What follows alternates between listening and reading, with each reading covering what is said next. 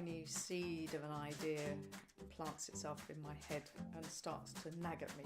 And it can nag sometimes for a very long time before I'll pay any attention to it. But it'll be there in the background, subconsciously working away, until eventually I think, well, actually, yeah, I can do something with that, or I want to do something with that. I've got to feel passionate about it. But it can be very simple things. With picture books, I've started simply with a title before now. Knock Knock Who's There is a case in point. I just thought that's a great title for a book and nobody's done it.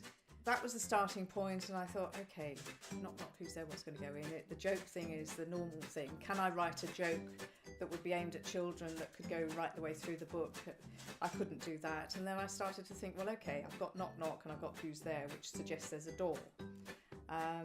So who's on one side of the door, who's on the other side of the door, what's going to happen if the door gets opened. So that's how that came about, and ultimately it wound up being lots of different characters, but Dad was the person who was behind all the characters. Other times, for instance, Spilled Water, that came about because I read a newspaper article about girls being sold into slavery in China, sold at market.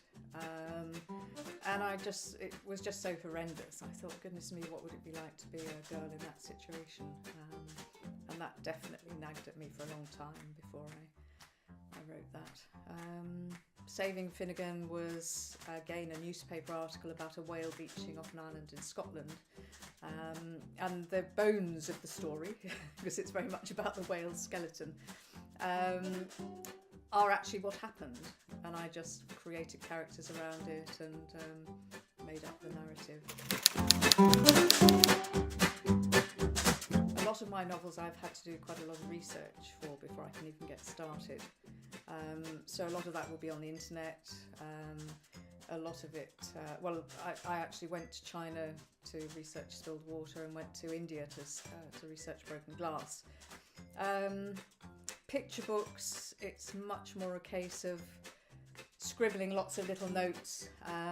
It's very important with a picture book where the words come on a page, so that you've got that page turning moment, which isn't the same with fiction. So I play around a lot with where things will be on the page and where the climax is going to come, because even with a picture book that's only got 350 words, you've still got to have a beginning, a middle and an end. A lot of teachers will not like me for saying this, because they will be very keen for when they have children writing in schools to have a plan and synopsis and so on and so forth, but actually I have no plans with any of my books. I just start at the beginning, hope that I can go progressively through to the end, but sometimes for instance, the book I'm writing at the moment, I've done the beginning, I've done some of the chapters in the middle, but there are holes before I get to some of the chapters in the middle, and there are more holes, but I've actually finished it. I've done the ending, so I've now got to go back and fill those in. And I have no idea what really is going to happen in one or two of the chapters. In fact, I don't even know how many chapters I've got to fill in. Broken Glass, I got 3/4 of the way through and had no idea how it was going to finish. And I began to worry with that because I was starting to waffle, but eventually I sort of pulled all the threads together to get to where I felt I needed to be with it. But it's very random. I'm not disciplined. I can't do a synopsis. I just can't do it because I don't know what's going to happen. I allow the plot and the characters to develop themselves as I go along and hope that it works.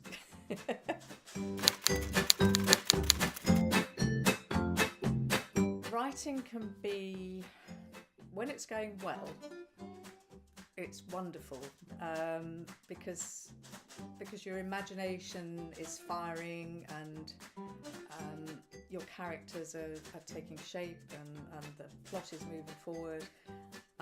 But it can be incredibly frustrating as well, because ideas don't necessarily come to you when you want them, and you can feel that you're never actually going to break through to where you want to be with your story.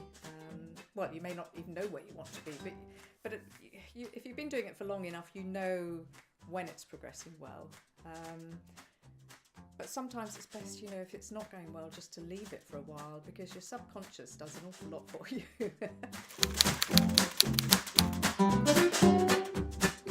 It's really different every time you write a book. I love going into schools and reading my books to children, and especially younger children, and getting the response from them, because that's who they're aimed at. And it's all very well for me to sit in my little garret scribbling away and thinking, oh, well, that's funny, or that's going to please people, or whatever. Getting out and actually seeing the reaction is very precious.